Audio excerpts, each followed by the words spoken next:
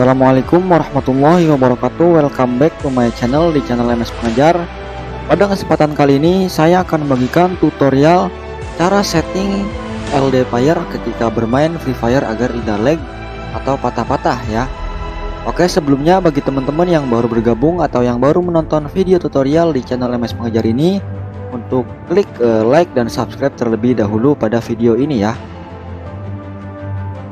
Oke, di sini sudah saya sediakan ya 7 cara untuk setting LD Player agar tidak lag dan patah-patah ketika bermain Free Fire ya. Kita buka untuk cara yang pertama. Nah, untuk cara yang pertama adalah kelola setting driver VGA. Tips pertama yang bisa kamu coba untuk meningkatkan performa game di LD Player yakni dengan mengelola pengaturan driver VGA.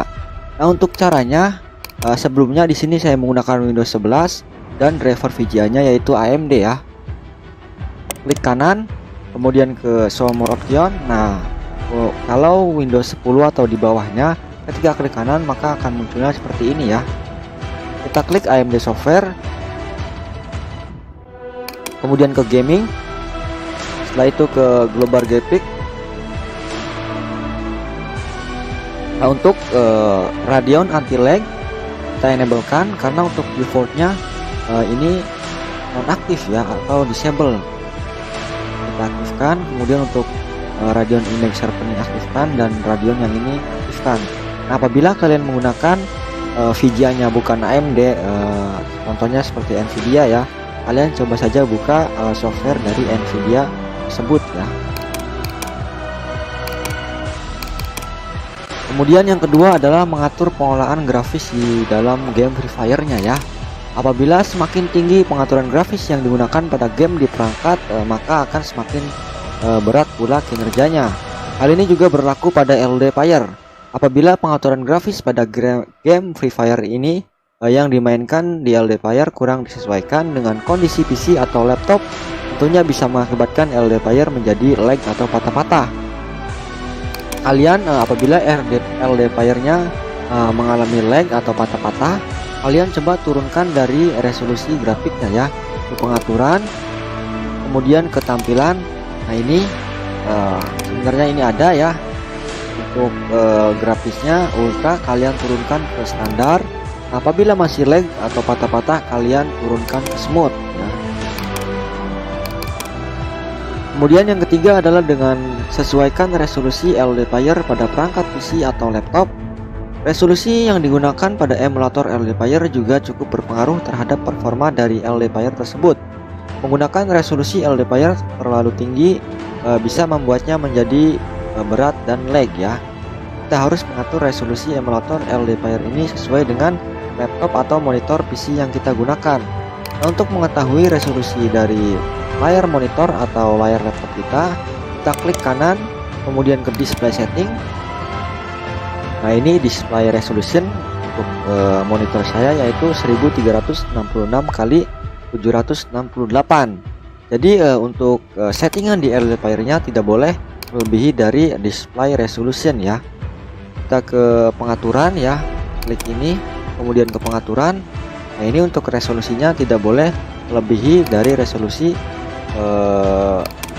display resolusi ya. Nah, di sini saya pilih yang 1280 x 720 ya. Oke, itu yang ke berapa tadi? Yang ketiga.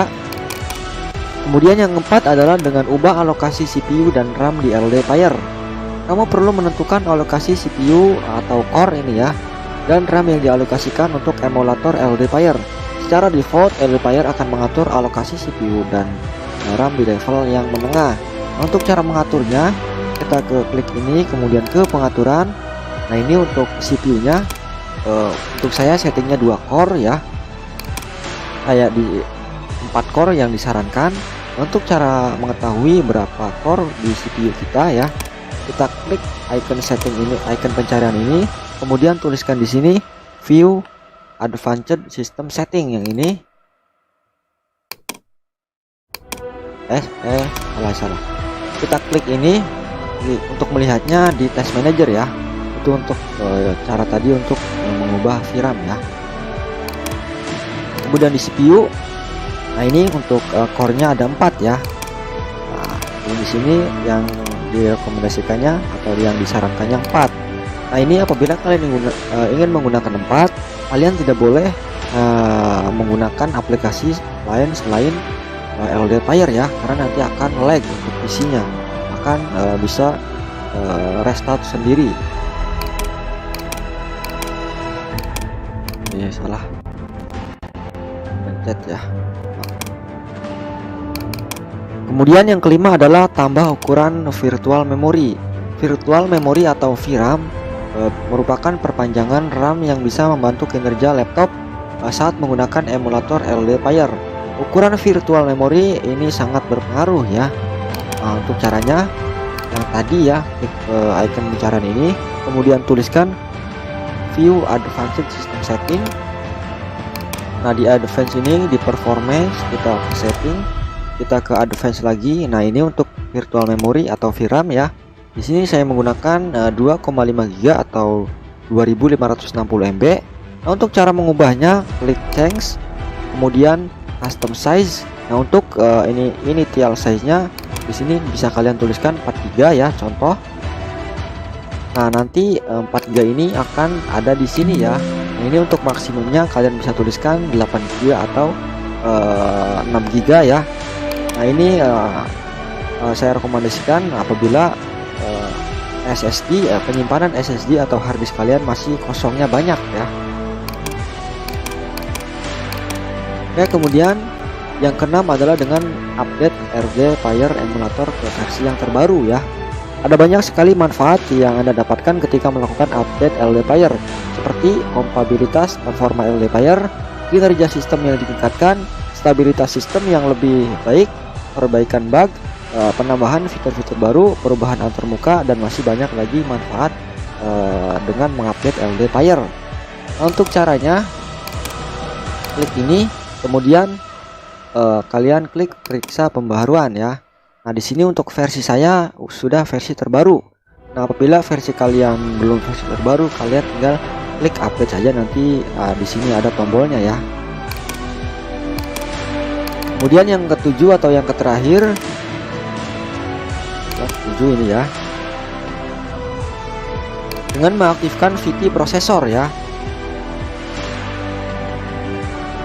VT prosesor atau virtualization processor ini bisa berfungsi untuk meningkatkan kinerja mesin virtual, contohnya pada emulator LDPIR ini.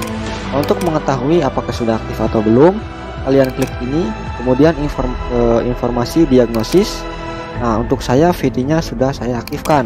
Nah, apabila belum aktif, kalian bisa cek link yang di deskripsi ya. Sudah saya sediakan video cara mengaktifkan VT untuk LDPIR.